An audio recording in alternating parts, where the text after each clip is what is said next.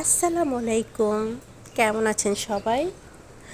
আমি আলহামদুলিল্লাহ মোটামুটি ভালোই আছি।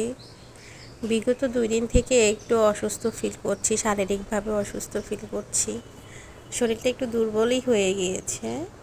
তো এই তো আজকে শর্টকাটে নাস্তা করে নিলাম।